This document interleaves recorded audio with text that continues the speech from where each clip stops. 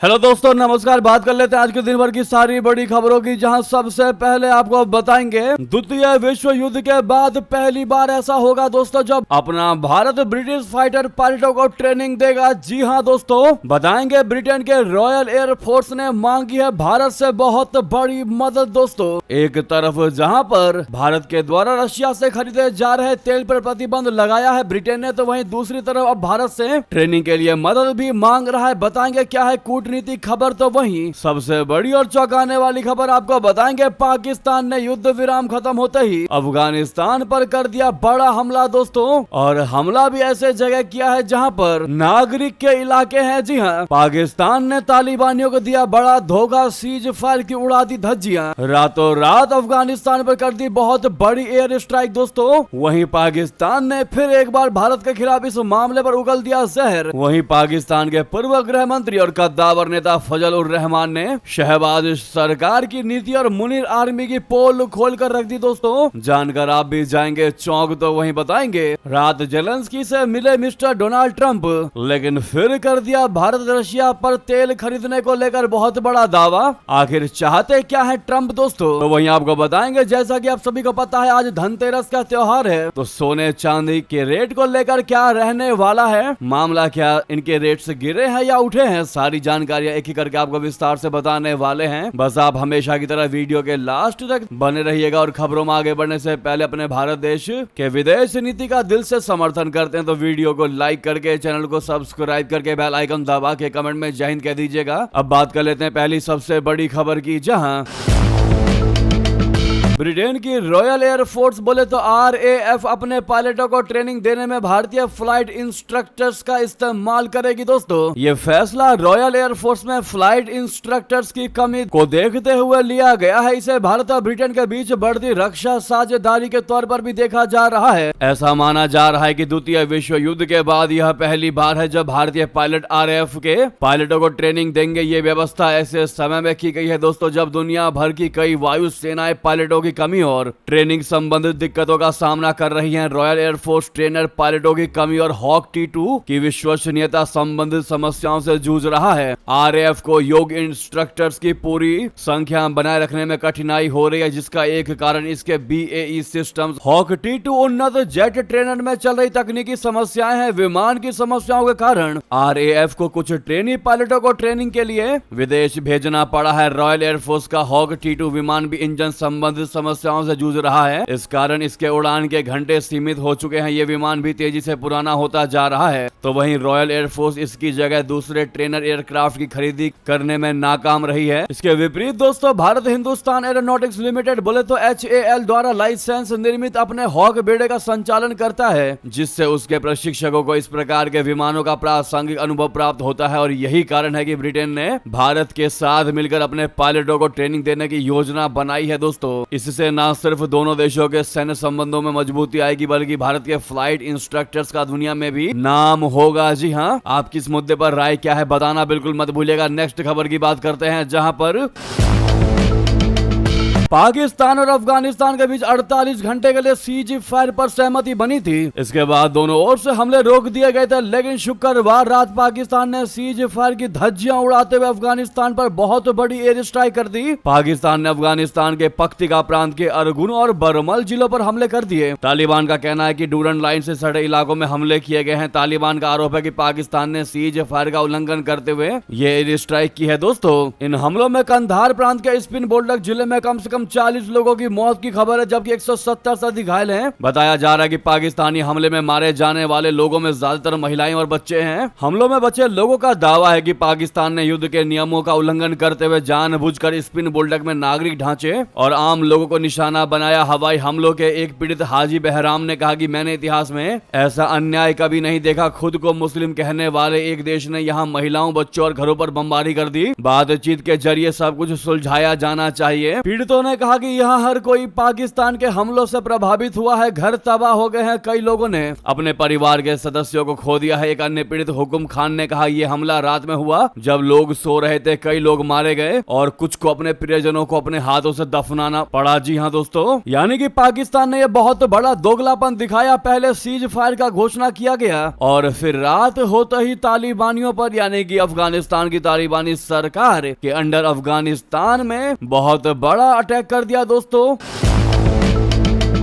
तो वहीं दूसरी तरफ रक्षा मंत्री ख्वाजा आसिफ ने कह दिया कि पाकिस्तान अब अफगानिस्तान के साथ पहले जैसे रिश्ते नहीं रख सकता। उनकी ये टिप्पणी 48 घंटे के संघर्ष विराम की समय सीमा समाप्त होने के बाद आई है। हालांकि मीडिया रिपोर्टों में कहा गया है कि युद्ध विराम की अवधि इसलिए बढ़ा दी गई है क्योंकि दोनों पक्षों के प्रतिनिधि मौजूदा तनाव का समाधान ढूंढने के लिए कतर के दोहा में मिलने वाले हैं। पाकिस्तान के रक्षा मंत्री ख्वाजा आसिफ ने काबुल पर तीखा हमला बोलते हुए कहा कि पाकिस्तान में रहने वाले सभी अफगानों को अपने वतन लौटना होगा। उन्होंने कहा कि अफगानिस्तान के साथ पुराने रिश्तों का दौर अब खत्म हो गया है। ख्वाजा आसिफ ने सोशल मीडिया पर एक पोस्ट में कहा है कि पाकिस्तानी धरती पर रहने वाले सभी अफगानों को अपने वतन लौटना होगा। अब काबुल में उनकी अपनी सरकार और अपनी खिलाफत है। हमारी जमीन और संसाधन 25 करोड़ पाकिस्तानियों के हैं। इतना ही नहीं दोस्तों, इस बिलबिलाए पाकिस्तान ने भारत पर भी मढ़ दिए झूठे आरोप। ख्वाजा आसिफ ने कह दिया कि भारत सीमा पर चाल चल सकता है और दावा किया कि पाकिस्तान अफगानिस्तान के साथ सीमा तनाव के बीच दो मोर्चों पर युद्ध के लिए तैयार है। दोस्तों, इस पाकिस्तानी रक्षा मंत्री से जब सवाल किया गया तो उसने जवाब देते हुए कहा कि नहीं, बिल्कुल नहीं, आप इससे इनकार नहीं कर सकते, इसकी प्रबल संभावनाएं हैं। इसके बाद एंकर ने सवाल पूछा, यदि दो मोर्चे पर युद्ध छिड़ जाए तो क्या आपने प्रधानमंत्री के साथ इस पर कोई बैठकें की हैं और इससे कैसे निपटा जाएगा? आसिफ ने कहा कि हाँ, रणनीतियां तैयार है, मैं उन पर सार्वजनिक रूप से चर्चा नहीं कर सकता, लेकिन हम किसी भी स्थिति के लिए तैयार है। यानी कि दोस्तों, उसने भारत पर झूठे आरोप मढ़ दिए कि भारत जो है वो बॉर्डर पर चाल चल सकता है और चाल चल रहा है। दोस्तों, पाकिस्तान का ये झूठा आरोप कि भारत के कहने पर ही अफगानिस्तान में तालिबानी पाकिस्तान पर अटैक कर रहे हैं, ये कहीं से कहीं तक दोस्तों भारत के हित में नजर नहीं आता और भारत कभी ऐसा कार्य नहीं कर सकता जैसा पाकिस्तान दुनिया को बताने की कोशिश कर रहा है, क्योंकि वो उसकी हमेशा से ये आदत रही है अपनी नाकामी को छुपाने के लिए वो दूसरों पर आरोप मढ़ता है। क्योंकि पाकिस्तान के बस की बात नहीं है तालिबानियों से युद्ध जीतना, तो क्या करे बेचारे, इस नाकामी को भी भारत पर आरोप के तौर पर मढ़ता नजर आ रहा है। दोस्तों, इस पर आपकी राय, आपका जवाब तो बनता है दोस्तों, भारी मात्रा में कमेंट कीजिएगा कि इस पाकिस्तान का क्या हो सकता है। लेकिन आप सभी से रिक्वेस्ट है, वीडियो को लाइक करना मत भूलिएगा। अभी तक लाइक नहीं किया है तो सामने लाइक का बटन दबा दीजिएगा अपने भारत देश के लिए और भारत की बढ़ती साख बढ़ती ताकत के लिए। दोस्तों, नेक्स्ट खबर बता दें इसी से जुड़ी, जहां पर खुद पाकिस्तान के पूर्व गृह मंत्री और कद्दावर नेता फजल उर रहमान ने शहबाज सरकार और आसिम मुनीर की पोल खोल कर रख दी दोस्तों और बता दिया कि हम जंग लड़ने की स्थिति में है ही नहीं, यानी पाकिस्तान जंग लड़ने की स्थिति में है ही नहीं। बता दें, तालिबानियों से लड़ाई के बाद पाकिस्तान के पूर्व गृह मंत्री और कद्दावर नेता फजल उर रहमान ने शहबाज सरकार की नीति और आसिम मुनीर की ताकत की पोल खोल कर रख दी। एक रैली में फजल उर रहमान ने कह दिया कि पाकिस्तान की सेना जंग लड़ने की स्थिति में है ही नहीं, ऐसी सिचुएशन में वो है ही नहीं, तालिबान के साथ बातचीत से ही रास्ता निकाल पाएगी तो ही बात बन पाएगी। फजल उर रहमान ने कहा कि अगर सरकार बात नहीं करना चाहती है तो मुझे यह जिम्मा दे, मैं तालिबान के साथ रिश्ते ठीक कर दूंगा। फजल उर रहमान ने सरकार को तालिबान के साथ जंग में ना कूदने की भी नसीहत दी। फजल उर रहमान के मुताबिक पाकिस्तान के अब चीन से भी रिश्ते ठीक नहीं है, पूरा मुल्क आंतरिक संघर्षों में उलझा हुआ है। एक साथ कई संगठनों ने पाकिस्तान में मोर्चा खोल रखा है। हाल ही में तहरीक लब्बैक नामक संगठन ने पंजाब में बवाल काट दिया, जिसके बाद संगठन को आतंकी संगठन घोषित किया। उन्होंने कहा कि शहबाज शरीफ की सरकार की वजह से पूरे क्षेत्र में हम अलग थलग पड़ गए हैं, भारत से हमारी बातचीत बंद है, चीन ने हम पर भरोसा करना छोड़ दिया है, ईरान से भी दुश्मनी है और अब अफगानिस्तान से लड़ाई हो चुकी है। पूर्व गृह मंत्री ने पाकिस्तानी सरकार पर पश्चिमी देशों की नीतियों को बढ़ावा देने का आरोप लगा दिया। दोस्तों, वाकई में हमें भी ऐसा ही लगता है कि अगर पूरे दुनिया के देशों में अगर सबसे ज्यादा किसी की विदेश नीति कमजोर है तो वो है पाकिस्तान, क्योंकि पाकिस्तान को पता ही नहीं है कि किसके साथ रिश्ते रखने, किसके साथ नहीं, किससे उसको फायदा है। लेकिन नहीं, पाकिस्तान को लगता है कि हम ये आम भी खा लें, वो आम भी खा लें, ये संतरा भी खा लें और ये सेब भी खा लें, जबकि इन चीजों को खाने का एक निश्चित समय होता है जो कि पाकिस्तान को बिल्कुल भी ज्ञान नहीं है। और यही बात समझाने की कोशिश की दोस्तों फजल उर रहमान ने और रियलिटी बता दिया कि पाकिस्तानी सेनाओं में वो ताकत है ही नहीं कि वो युद्ध लड़ सके। सके। इस पर आपकी क्या राय है दोस्तों, बताना बिल्कुल मत भूलिएगा। साथ ही साथ आपको बता दे इतना ही नहीं, अफगानिस्तान संग सीज फायर पर बड़ी शहबाज शरीफ की भी टेंशन। मीटिंग को लेकर खैबर पख्तूनख्वा के सीएम ने दे दिया गच्चा। दोस्तों कैसे, दरअसल खैबर पख्तूनख्वा के मुख्यमंत्री सुहेल अफरीदी ने प्रधानमंत्री शहबाज शरीफ की 17 अक्टूबर को होने वाली अंतर प्रांतीय बैठक में हिस्सा नहीं लेने का फैसला किया। मुख्यमंत्री सचिवालय द्वारा जारी पत्र में कहा गया कि जरूरी प्रतिबद्धताओं के कारण वो बैठक में उपस्थित नहीं रहेंगे। पत्र में यह भी अनुरोध किया गया है कि खैबर पख्तूनख्वा की ओर से पूर्व वित्त सलाहकार मुजम्मिल असलम प्रधानमंत्री की बैठक में प्रतिनिधित्व करेंगे। जी हाँ, तो वहीं आपको बता दे दोस्तों, प्रधानमंत्री नरेंद्र मोदी जी ने ऑपरेशन सिंदूर का जिक्र करके पाकिस्तान को सुनाई अच्छी खासी। कह दिया भारत अब आतंकी हमलों के बाद चुप नहीं रहता, तगड़ा जवाब देना जानता है। जी हाँ दोस्तों, प्रधानमंत्री नरेंद्र मोदी जी ने कहा कि भारत फास्टेस्ट ग्रोइंग इकोनॉमी बनकर आगे बढ़ रहा है। अब हम ना तो रुकेंगे ना थमेंगे, अब हम तेजी से आगे बढ़ेंगे। पीएम मोदी ने यह बातें एनडीटीवी वर्ल्ड समिट में कही। उन्होंने कहा कि आज के दौर में कई स्पीड ब्रेकर है, ऐसे में अनस्टॉपेबल भारत की चर्चा बेहद अहम है। वाकई भारत आज रुकने के मूड में भी नहीं है। आज से 11 साल पहले देश में किन बातों की चर्चा होती थी। पॉलिसी पैरालिसिस की चर्चा होती थी, महिला सुरक्षा को लेकर कई सवाल उठते थे, आतंकी स्लीपर सेल की चर्चा होती थी, महंगाई डायन खाए जाते गीत सुनाई देते थे। हालांकि अब ऐसा नहीं है। पीएम मोदी ने कहा कि 2014 के पहले देश ही नहीं दुनिया भर में लोग यही सोचते थे कि इतने संकटों से घिरा भारत कभी इससे निकल भी पाएगा कि नहीं निकल पाएगा। हालांकि बीते 11 साल भारत ने इन चुनौतियों से पार पाया है। आज महंगाई दर 2% से नीचे है और विकास दर 7% से ज्यादा है। आज आत्मविश्वास से भरा हुआ भारत है। अब भारत आतंकी हमलों के बाद चुप नहीं बैठता है। सर्जिकल स्ट्राइक, एयर स्ट्राइक करके और ऑपरेशन सिंदूर करके मुंह तोड़ जवाब देता है। जी हाँ दोस्तों, प्रधानमंत्री नरेंद्र मोदी जी ने यह जवाब देकर यह बात कहकर चीन, पाकिस्तान और अमेरिका तीनों देशों को बहुत बड़ा और तगड़ा जवाब दे दिया है। दोस्तों अगर आप भी पीएम मोदी जी की इन बातों का समर्थन करते हैं तो कमेंट में 2 राय लिखते हुए वीडियो को लाइक जरूर कर दीजिएगा। साथ ही साथ नेक्स्ट खबर की बात करते हैं, जहां पर जेलेंस्की से मिले डोनाल्ड ट्रंप, लेकिन दोस्तों फिर एक बार भारत रशिया से नहीं खरीदेगा तेल जैसा दे दिया बयान। दोस्तों ये आज रात फिर बड़ा बयान दिया है ट्रंप ने। बता दिया अमेरिकी राष्ट्रपति ट्रंप ने यूक्रेन के राष्ट्रपति वोलोदिमीर जेलेंस्की से मुलाकात की है। इस मुलाकात के बाद ट्रंप ने एक बार फिर भारत को लेकर बड़ा दावा कर दिया। ट्रंप ने कहा कि भारत अब रशिया से तेल नहीं खरीदेगा। यूक्रेनी राष्ट्रपति वोलोदिमीर जेलेंस्की के साथ व्हाइट हाउस में बैठक के दौरान ट्रंप ने उन्हें भरोसा दिलाते हुए कहा है कि भारत ने पहले ही रूस से तेल खरीद कम कर दी है। जेलेंस्की से मुलाकात के दौरान अमेरिकी राष्ट्रपति ट्रंप ने कहा कि भारत रशिया से तेल नहीं खरीदेगा। उन्होंने पहले ही तनाव कम कर दिया है। ट्रंप पहले भी कई बार कह चुके हैं कि यदि नाटो देश रशिया से तेल खरीदना बंद कर दें तो वे कूटनीति और टैरिफ के जरिए युद्ध को खत्म कर सकते हैं। हालांकि जब नाटो देश हंगरी को लेकर चर्चा शुरू हुई तो ट्रंप का रुख बदल गया। हंगरी बड़े पैमाने पर रूसी कच्चे तेल का आयात करता है। हंगरी को लेकर ट्रंप ने कहा कि हंगरी एक तरह से फंस गया है, क्योंकि उनके पास एक ही पाइपलाइन है जो सालों से वहां है। उनके पास समुद्र भी नहीं है। उनके लिए तेल प्राप्त करना बहुत मुश्किल है। मैं इसे समझता हूं। डोनाल्ड ट्रंप ने यह भी कहा कि हाल ही में मैंने हंगरी के प्रधानमंत्री विक्टर ऑर्बन से बात की थी और उन्हें बहुत महान नेता बताया था। उन्होंने बताया कि तब मैंने कहा था कि आने वाले कुछ दिनों में वो बुडापेस्ट में रूसी राष्ट्रपति व्लादिमीर पुतिन से मिलने की योजना बना रहे हैं। आखिर ऐसी क्या बात है दोस्तों कि बिना भारत के कंसेंट के, बिना भारत के परमिशन के, बिना किसी जानकारी को साझा किए एक तरफा बयान दे रहे हैं मिस्टर ट्रंप।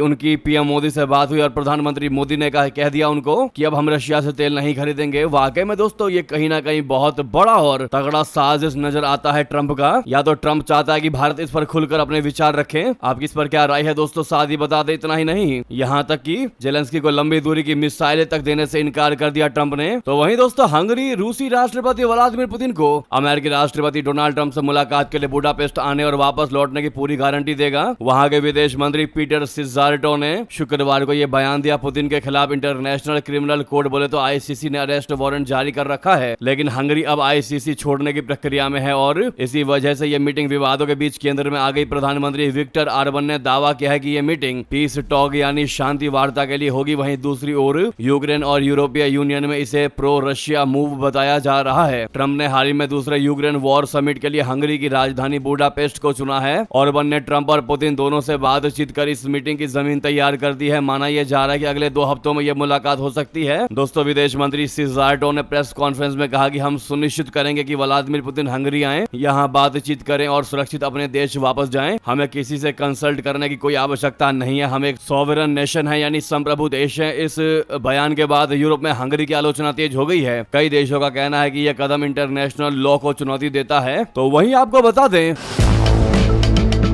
इधर हरियाणा के कद्दावर मंत्री ने अमेरिकी राष्ट्रपति के दावों पर तंज कसते हुए कहा कि ट्रंप के सपने में आते हैं पीएम मोदी। जी हां, हरियाणा सरकार में मंत्री अनिल विज ने अमेरिकी राष्ट्रपति ट्रंप पर निशाना साधा है। अनिल विज ने ट्रंप के उस दावे पर तंज कसा है जिसमें उन्होंने कहा था कि भारत जल्द ही रशिया से तेल खरीदना बंद कर देगा। बीजेपी नेता ने अमेरिकी राष्ट्रपति ट्रंप का मजाक उड़ाते हुए कहा कि ट्रंप ऐसे दावे अपने सपनों में प्रधानमंत्री मोदी से बात करके करते हैं। ये बयान तब आया है जब भारतीय विदेश मंत्रालय ने गुरुवार को इस बात से इनकार कर दिया कि पीएम मोदी और ट्रंप के बीच इस मुद्दे पर कोई बातचीत हुई ही नहीं। दिग्गज बीजेपी नेता और हरियाणा सरकार में मंत्री अनिल विज ने एक्स पर पोस्ट करते हुए कहा कि एक बार फिर डोनाल्ड ट्रंप ने दावा कर दिया कि उन्होंने प्रधानमंत्री नरेंद्र मोदी से भारत के रशिया से तेल न खरीदने के बारे में बात की है, लेकिन भारत सरकार ने इससे इनकार कर दिया है। ऐसी ही घटना पहले ऑपरेशन सिंदूर को लेकर भी हुई थी। मुझे लगता है कि पीएम मोदी डोनाल्ड ट्रंप के सपनों में आते हैं और ट्रंप वहां नरेंद्र मोदी से बात करते हैं, फिर सुबह उठकर मीडिया को इसकी जानकारी देते हैं। लेकिन क्या सपने कभी सच होते हैं? तो ये बात कह दी है दोस्तों अनिल विज ने। नेक्स्ट खबर की बात करते हैं, जहां पीएम मोदी ने श्रीलंका की प्रधानमंत्री से की मुलाकात। किन मुद्दों पर हुई चर्चा? बता दें, श्रीलंका की प्रधानमंत्री हरिनी अमरसूरिया ने इन दिनों अपने भारत दौरे पर प्रधानमंत्री नरेंद्र मोदी जी से मुलाकात की। दोनों नेताओं के बीच विकास से जुड़े मुद्दों पर सहयोग और भारतीय मछुआरों के कल्याण जैसे विभिन्न विषयों पर चर्चा हुई। श्रीलंका की प्रधानमंत्री अमरसूरिया ने यहाँ पीएम मोदी जी से उनके आधिकारिक आवास पर मुलाकात की। पीएम मोदी ने सोशल मीडिया प्लेटफॉर्म एक्स पर एक पोस्ट में कहा कि श्रीलंका की प्रधानमंत्री हरिनी अमरसूरिया का स्वागत करते हुए मुझे खुशी हो रही है। बैठक में शिक्षा, महिला सशक्तिकरण, नवाचार, विकास से जुड़े मुद्दों पर सहयोग और हमारे मछुआरों के कल्याण समेत कई विषयों पर चर्चा हुई। पीएम मोदी ने कहा कि करीबी पड़ोसी होने के नाते हमारा सहयोग हमारे दोनों देशों के लोगों और साझा क्षेत्र की समृद्धि के लिए बहुत महत्व रखता है। दोस्तों बता दें कि श्रीलंका की प्रधानमंत्री हरिनी अमरसूरिया गुरुवार से 3 दिवसीय दौरे पर भारत आई हैं। शीर्ष पद का कार्यभार संभालने के बाद ये उनकी पहली भारत यात्रा है। अमरसूरिया की भारत यात्रा प्रधानमंत्री नरेंद्र मोदी की श्रीलंका यात्रा के 6 महीने बाद हो रही है। अगली खबर की बात कर लेते हैं, जहां पर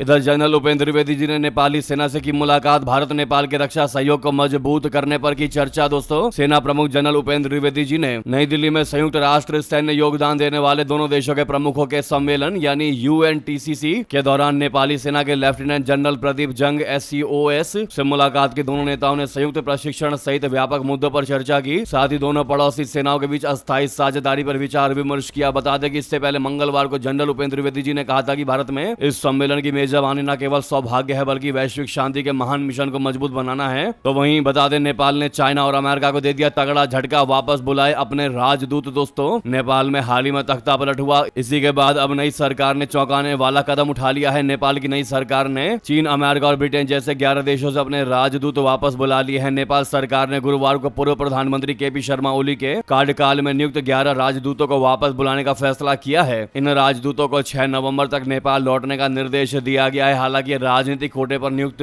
कुछ अन्य राजदूतों को काम जारी रखने की अनुमति दे दी गई है। ये 11 राजदूत नेपाली कांग्रेस और CPN UML के कोटे से ओली के प्रधानमंत्री कार्यकाल के दौरान नियुक्त किए गए थे। कैबिनेट की बैठक में चीन, Germany, Israel, Malaysia, Qatar, Russia, Saudi Arabia, Spain, Britain, America और जापान में तैनात राजदूतों को वापस बुलाने का निर्णय लिया गया है। सभी को 6 नवंबर तक देश वापस लौटने के लिए कहा गया है। तो वहीं आपको बता दें,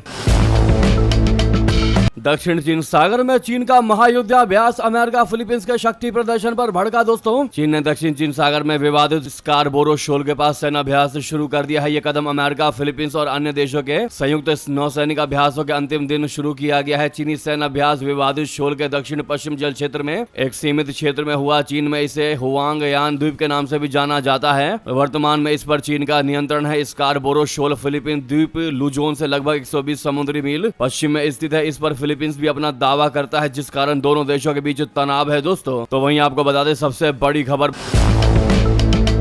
भारत प्रत्यर्पण के बाद किस जेल में रहेगा भगोड़ा हीरा व्यापारी मेहुल चौकसी। बता दें, विदेश मंत्रालय और गृह मंत्रालय समेत CBI को शुक्रवार को बहुत बड़ी सफलता हाथ लगी। बेल्जियम में एंटवर्प की एक कोर्ट ने भारत के मोस्ट वांटेड भगोड़े हीरा व्यापारी मेहुल चौकसी के भारत प्रत्यर्पण करने की मंजूरी दे दी। कोर्ट ने चौकसी की प्रत्यर्पण के खिलाफ की गई अपील को खारिज करते हुए इसे भारत की प्रत्यर्पण वाली मांग को सही और उचित ठहराया। इसी के साथ ही चौकसी के प्रत्यर्पण का पहला कानूनी कदम शुक्रवार को पार हो गया। वहीं प्रत्यर्पण के बाद मेहुल चौकसी को मुंबई की ऑर्थर जेल में रखा जाएगा। इस मामले में सीबीआई के सूत्रों ने बताया है कि इसकी हमें उम्मीद थी। आदेश हमारे पक्ष में आया है। एंटवर्प कोर्ट ने भारत के अनुरोध पर बेल्जियम के अधिकारियों द्वारा उनकी गिरफ्तारी को वैध बताया है। इस मामले में बेल्जियम के अभियोजकों को भारत के विदेश मंत्रालय और सीबीआई के भारतीय अधिकारियों ने चौकसी के खिलाफ मजबूत तर्क प्रस्तुत करने में सहायता की, जिसमें उन्होंने अपने भतीजे नीरव मोदी के साथ मिलकर कथित रूप से पंजाब नेशनल बैंक में 13,000 करोड़ रुपए के घोटाले को अंजाम दिया था। इधर भारत ने बेल्जियम के अधिकारियों को यह भी आश्वासन दिया है कि अगर प्रत्यर्पण होता है तो चौकसी को मुंबई की ऑर्थर रोड जेल की बैरक नंबर 12 में रखा जाएगा, जहां उन्हें पूरे तरीके से सुरक्षित और अंतरराष्ट्रीय मानकों के हिसाब से रखा जाएगा। उन्हें वहां अकेला भी नहीं रखा जाएगा। दोस्तों, वाकई में भारत के विदेश मंत्रालय और गृह मंत्रालय समेत सीबीआई को यह बहुत बड़ी सफलता हाथ लगी है। इसके लिए आप इसका सबसे बड़ा श्रेय किसको देना चाहेंगे दोस्तों, जरूर कमेंट में लिखकर बताइएगा। साथ ही साथ बता दें, बिहार में एनडीए की हारी 26 सीटें अब चिराग के खाते में। बिहार चुनाव में लोजपा रामविलास की अग्नि परीक्षा। दोस्तों, चिराग पासवान के चुनावी स्ट्राइक रेट की असली अग्नि परीक्षा इस बार होनी है। एनडीए में चिराग पासवान ने 29 सीटें तो हासिल कर ली है, लेकिन भाजपा और जेडीयू ने अपनी 26 हारी हुई सीटें चिराग को थमा दी है। जेडीयू की कुछ सीटें चिराग को मिली थी, जिसे जेडीयू वापस ले चुका है। अब भाजपा जेडीयू की सिर्फ 2 सीटिंग यानी जीती हुई सीटें ही चिराग के खाते में है। एक सीट बोचहा वीआईपी की सीटिंग है, जो पिछली बार एनडीए के साथ था। भाजपा ने अपनी सिर्फ एक सीटिंग सीट गोविंदगंज लोजपा को दी है। यहां से लोजपा के प्रदेश अध्यक्ष राजू तिवारी चुनाव लड़ रहे हैं। वहीं जेडीयू ने अपनी सिर्फ एक सीटिंग सीट परबत्ता चिराग को दे दी है। ये सीट भी जेडीयू ने चिराग को इसलिए दी है क्योंकि जेडीयू के विधायक संजीव सिंह पाला बदलकर आरजेडी के उम्मीदवार बन चुके हैं। वहां जेडीयू के पास अब कोई बेहतर विकल्प नहीं था, लिहाजा वो चिराग के लिए छोड़ दिया गया है। दोस्तों, साथ ही बता दें, अमित शाह जी ने बिहार राज्य को लेकर बड़ा ऐलान कर दिया। दोस्तों, कह दिया अब बिहार 3.0 का समय आ चुका है। बिहार के पटना स्थित ज्ञान भवन में आयोजित सम्मेलन में शामिल होने पहुंचे केंद्रीय गृह मंत्री अमित शाह जी ने कहा कि मैं राहुल गांधी और लालू यादव की कंपनी से पूछना चाहता हूं कि पहले चुनाव 6 चरणों में हुआ करते थे और अब 2 चरणों में होते हैं, क्योंकि पहले उचित सुरक्षा नहीं थी। अब बिहार में नक्सलवाद खत्म हो चुका है। उन्होंने कहा कि अब बिहार 3.0 का समय आ चुका है। हम बिहार को औद्योगिक केंद्र बनाएंगे। बिहार के युवाओं में पूरी दुनिया में सबसे ज्यादा बुद्धिमत्ता है। बिहार में जमीन की कमी हो सकती है, लेकिन हम एक ऐसी परियोजना शुरू कर सकते हैं जिनके लिए अधिक मानसिक श्रम और कम जमीन की आवश्यकता हो। तो वहीं दोस्तों, धनतेरस वाले दिन क्या रहने वाला है, सोने का हाल बता दे। धनतेरस से ठीक एक दिन पहले की बात करें तो चांदी के दाम में अचानक बहुत बड़ी गिरावट आ गई, जिसका मतलब है कि लोगों को